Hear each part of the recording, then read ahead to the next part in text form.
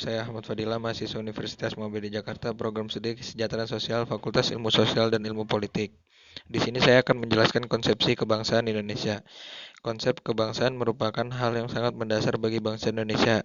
Dalam kenyataannya, konsep kebangsaan itu telah dijadikan dasar negara dan ideologi nasional yang terumus di dalam Pancasila sebagaimana terdapat dalam Analian keempat pembukaan UUD 1945. Konsep kebangsaan itulah yang membedakan bangsa Indonesia dengan bangsa-bangsa lain di dunia ini.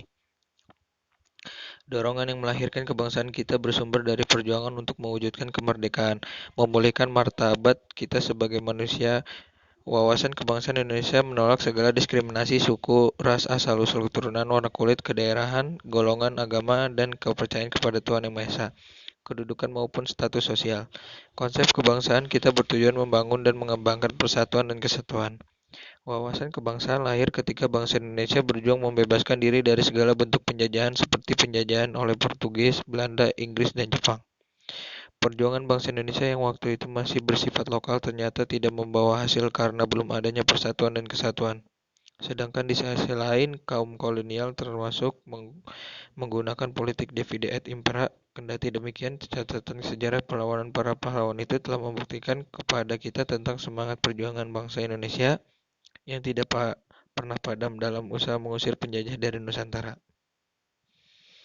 Dalam perkembangan berikutnya muncul kesadaran bahwa perjuangan yang bersifat nasional ini perjuangan yang berlandaskan persatuan dan kesatuan dari seluruh bangsa Indonesia akan mempunyai kekuatan yang nyata. Kesadaran tersebut kemudian mendapatkan bentuk dengan lahirnya pergerakan Budi Utomo pada tanggal 20 Mei 1908 yang merupakan tonggak awal sejarah perjuangan bangsa yang bersifat nasional itu, yang kemudian disusul dengan lahirnya gerakan-gerakan kebangsaan di bidang politik, ekonomi atau perdagangan, pendidikan, kesenian, pers, dan kewanitaan. Tekad perjuangan itu lebih tegas lagi dengan Sumpah Pemuda 28 Oktober 1928 dengan ikrar satu nusa satu bangsa dan menjunjung tinggi bahasa persatuan bahasa Indonesia. Wawasan kebangsaan tersebut kemudian mencapai suatu tonggak sejarah, bersatu padu memproklamirkan kemerdekaan pada tanggal 17 Agustus 1945. Dalam perjalanan sejarah itu telah timbul pula gagasan, sikap, dan tekad yang bersumber dari nilai-nilai budaya bangsa serta disemangati oleh cita-cita moral rakyat yang luhur. Sikap dan tekad itu adalah penjawantahan dari suatu wawasan kebangsaan. Namun pada saat ini, seiring dengan perkembangan zaman dan semakin tingginya pengaruh era globalisasi serta liberalisasi, bangsa Indonesia terutama yang tinggal di perkotaan semakin melupakan esensi berbangsa dan bernegara sebagai salah satu modal dalam persaingan global. Hal ini ditambah dengan semakin terpuruknya berbagai produk asli Indonesia yang kalah oleh produk luar disebabkan gaya hidup bangsa Indonesia yang lebih berorientasi ke luar negeri dengan semakin derasnya teknologi dan informasi yang tidak terkendali di mana bangsa Indonesia belum siap menghadapinya, maka semakin lunturlah wawasan kebangsaan dan akan menyebabkan semakin terpuruklah kekayaan dan keanekaragaman bangsa Indonesia. Untuk menanggulangi dan menghadapi keadaan tersebut di atas agar bangsa Indonesia tidak mengalami kehancuran, perlu diredefinisi, reposisi, dan reaktualisasi menuju Indonesia yang berkeadilan dan berdaya saing dengan bertumpu pada konsep yang telah dikembangkan dan telah teruji antara lain integritas. Kata integritas sendiri berasal dari bahasa Inggris yaitu integrity yang berarti menyeluruh, lengkap atau segalanya. Integritas berarti bertindak konsisten sesuai dengan nilai-nilai dan kode etik. Integritas adalah cara berpikir, berkata, berperilaku, dan bertindak dengan baik dan benar, serta memegang teguh kode etik dan prinsip-prinsip moral. Jadi integritas tidak pernah lepas dari kepribadian dan perilaku seseorang yang berhubungan dengan sifat yang dipercaya, komitmen, tanggung jawab, kejujuran, kebenaran, dan kesetiaan terhadap tugas dan tanggung jawab yang diembannya. Menurut Deddy Mahardi dalam bukunya Integritas Bangsaku, memaknai integritas merupakan suatu sikap yang merujuk pada konsistensi antara tindakan dengan nilai-nilai dan prinsip kebaikan serta ucapan. Sementara itu, beberapa penjelasan mengenai integritas menurut Dr. Phil Prince dalam bukunya Top 10 Qualities of a Great Leader adalah sebagai berikut. Yang pertama, integritas berasal dari sikap tidak mementingkan diri sendiri. Yang kedua, integritas dibangun di atas dasar disiplin. Yang ketiga, integritas adalah kekuatan moral yang terbukti tetap benar di tengah api godaan. Yang keempat, integritas adalah kemampuan untuk bersabar ketika hidup ini tidak berjalan mulus. Yang kelima, integritas adalah tahan uji yang memerlukan perilaku yang dapat diduga. Yang keenam, integritas adalah kekuatan yang tetap teguh sekalipun tidak ada yang melihat. Membangun integritas bangsa di kalangan pemuda untuk menangkal radikalisme. Integritas bangsa di kalangan pemuda penting dan perlu ditanamkan pada diri generasi muda atau pemuda saat ini. Banyak tindakan radikalisme yang terjadi di negara Indonesia ini tidak lepas dari peran serta aktif para pemuda. Nilai-nilai nasionalisme dan patriotisme perlu digali kembali dan ditumbuh kembangkan pada diri pemuda. Dengan demikian, di dalam integritas terhimpun berbagai sifat pendukung yang bisa membuat orang menjadi berwibawa, jujur, dan konsisten terhadap kebenaran. Pemuda merupakan aset bangsa. Bangsa yang kuat dapat diukur dari kekuatan nasionalisme generasi mudanya. Sebagai bagian dari yang tak bisa lepas dari perjalanan sejarah perjuangan bangsa Indonesia, pemuda mempunyai peran dan posisi yang sangat strategis. Membangun integritas bangsa di kalangan pemuda untuk menangkal radikalisme perlu dilakukan dengan cara yang pertama menanamkan semangat kebangsaan atau nasionalisme di kalangan pemuda melalui 4 pilar kebangsaan, Pancasila, Undang-Undang 1945, NKRI, dan Bhinneka Tunggal Ika. Yang kedua, menanamkan semangat dan jiwa yang dimiliki untuk rela berkorban demi kepentingan bangsa dan negara. Patriotisme melalui lingkungan keluarga dan masyarakat, lingkungan sekolah, lingkungan instansi pemerintah atau swasta, pewarisan dan pelaksanaan kewajiban.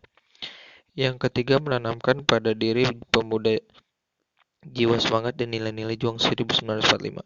Yang keempat, menanamkan pendidikan karakter bangsa pada diri melalui jalur pendidikan formal maupun informal. Yang kelima, meningkatkan peran dan kiprah pemuda yang bersifat positif dengan melakukan berbagai kegiatan pemberdayaan pemuda dan pengembangan sumber daya manusia pada diri pemuda. Pilar-pilar kebangsaan. Pilar adalah tiang penyangga suatu kebangunan. Pilar memiliki peran yang sangat sentral dan menentukan karena bila pilar ini tidak kokoh atau rapuh akan berakibatnya roboh bangunan yang disangganya. Demikian pula halnya dengan bangunan negara atau bangsa membutuhkan pilar atau yang merupakan tiang penyangga yang kokoh agar rakyat yang mendiami akan merasa nyaman, aman, tentram, dan sejahtera. Terhindar dari segala macam gangguan dan bencana. Pilar bagi suatu negara bangsa berupa sistem keyakinan atau belief system atau filosofis groundslug yang berisi konsep, prinsip, dan nilai yang dianut oleh rakyat negara bangsa yang bersangkutan yang diyakini memiliki kekuatan untuk dipergunakan sebagai landasan dalam hidup bermasyarakat, berbangsa, dan bernegara. 4 pilar kebangsaan Indonesia. Yang pertama, Pancasila. Pancasila adalah ideologi dasar bagi negara Indonesia. Pancasila berasal dari bahasa Sanskerta, panca artinya 5, dan sila berarti prinsip atau asas. Pancasila merupakan rumusan atau pedoman kehidupan berbangsa dan bernegara bagi seluruh rakyat Indonesia. Selain bersifat yuridis formal yang seluruh peraturan perundang-undangan berlandaskan Pancasila, atau yang disebut sumber dari segala sumber hukum. Pancasila juga bersifat filosofis. Pancasila merupakan dasar filosofis dan perilaku kehidupan. Artinya Pancasila merupakan falsafah negara dan pandangan bagi bangsa Indonesia dalam menjalankan kehidupan bermasyarakat, berbangsa, dan bernegara untuk mencapai cita-cita nasional. Sebagai dasar negara dan pandangan hidup, Pancasila mengandung nilai-nilai luhur yang harus dihayati dan dipedomani oleh warga negara Indonesia dalam hidup dan kehidupan bermasyarakat, berbangsa, dan bernegara. Lebih dari itu, nilai-nilai Pancasila sepatutnya menjadi karakter masyarakat Indonesia sehingga Pancasila menjadi identitas atau jati diri bangsa Indonesia. Oleh karena itu, kedudukan dan fungsinya yang sangat fundamental bagi negara dan bangsa Indonesia. Maka dalam pembangunan karakter bangsa, Pancasila merupakan landasan utama. Sebagai landasan, Pancasila merupakan rujukan acuan dan sekaligus tujuan dalam pembangunan karakter bangsa. Yang kedua, Undang-Undang Dasar 1945. UUD 1945 adalah hukum dasar tertulis konstitusi pemerintahan negara Republik Indonesia saat ini. UUD 1945 disahkan sebagai Undang-Undang Dasar Negara oleh PPKI pada tanggal 18 Agustus 1945. Sejak tanggal 27 Desember 1949 di Indonesia berlaku konstitusi REIS dan sejak tanggal 17 Agustus 1950 di Indonesia berlaku UUDS.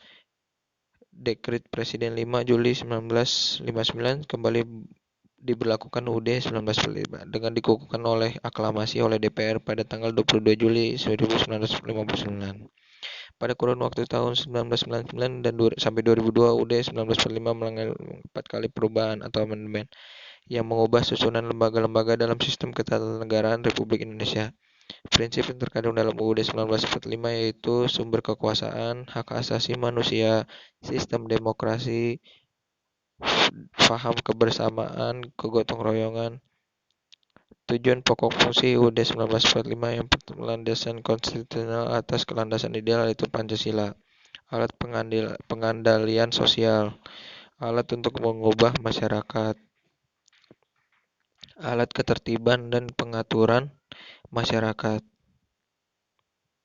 sarana mewujudkan keadilan sosial lahir dan batin, sarana penggerak pembangunan, fungsi kritis dalam hukum, fungsi pengayoman, alat politik. Yang ketiga, Bhinneka Tunggal Ika. Bhinneka Tunggal Ika adalah moto atau semboyan Indonesia. Frasa ini berasal dari bahasa Jawa kuno dan seringkali diterjemahkan dengan kalimat berbeda-beda tetapi tetap satu. Diterjemahkan per patah kata, kata Bhinneka beraneka ragam atau berbeda-beda. Kata aneka dalam bahasa Sanskrit berarti macam dan menjadi bentuk kata aneka dalam bahasa Indonesia. Kata tunggal berarti satu, kata ika berarti itu. Secara harfiah Bhinneka Tunggal itu diterjemahkan beraneka satu itu, yang bermakna meskipun berbeda-beda tetapi tetap pada hakikatnya bangsa Indonesia tetap adalah satu kesatuan. Semboyan ini digunakan untuk menggambarkan persatuan dan kesatuan bangsa dan negara kesatuan Republik Indonesia yang terdiri atas beraneka ragam budaya, bahasa daerah, ras, suku, bangsa, agama, dan kepercayaan. Bhinneka Tunggal Ika dapat dipisahkan dari Hari Kemerdekaan Bangsa Indonesia dan Dasar Negara Pancasila. Hal ini disesuaikan dengan komponen yang terdapat dalam Lambang Negara Indonesia menurut Pasal 1 Peraturan Pemerintah Nomor 66 Tahun 1951. Disebutkan bahwa Lambang Negara terdiri atas 3 bagian, yaitu burung Garuda yang menengok dengan kepala lurus ke sebelah kanan. Perisai berupa jantung yang digantung dengan rantai pada leher Garuda dan semboyan yang ditulis di atas pita yang dicengkram oleh Garuda. Di atas pita tertulis dengan huruf Latin sebuah semboyan dalam bahasa Jawa kuno yang berbunyi Bhinneka Tunggal Ika.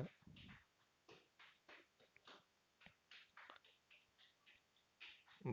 Negara Kesatuan Republik Indonesia. Negara Kesatuan Republik Indonesia adalah bentuk dari negara Indonesia di mana negara Indonesia yang merupakan negara kepulauan. Selain itu juga bentuk negaranya adalah republik. Kenapa NKRI? Karena walaupun negara Indonesia terdiri dari banyak pulau, tetapi tetap merupakan suatu kesatuan dalam sebuah negara dan berbangsa yang bernama Indonesia.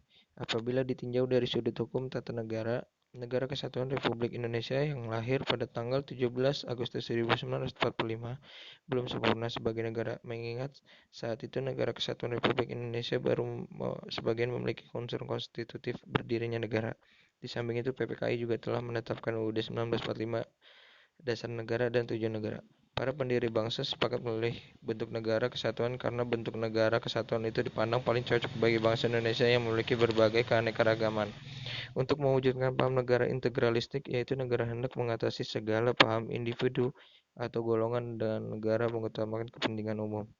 Fungsi 4 pilar kebangsaan sebagai tombak untuk tetap kokohnya berdirinya bangsa, menginspirasi rakyat Indonesia untuk kembali ke revolusi atau tujuan yang benar, menjaga kemurnian UUD 1945, membangun kepemahaman tentang jiwa bangsa secara utuh, membangun karakter bangsa,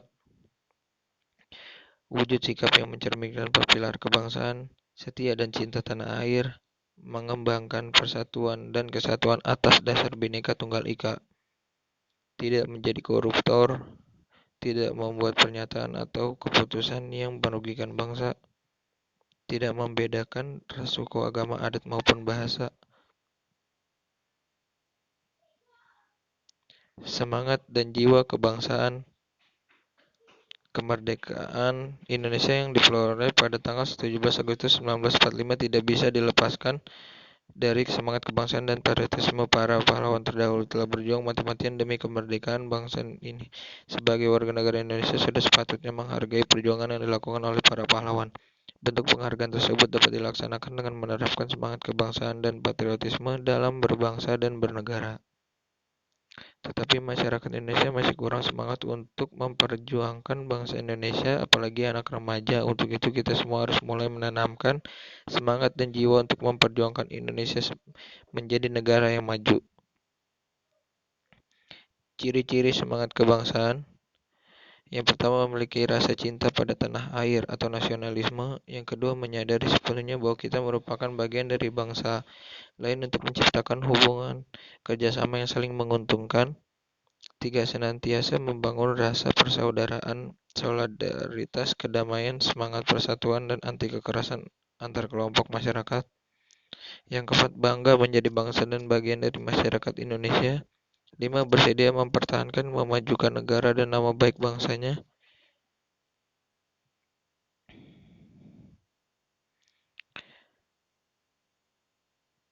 Sekian presentasi dari saya, kurang lebihnya mohon maaf. Wabillahi taufiq wal hidayah. Wassalamualaikum warahmatullahi wabarakatuh.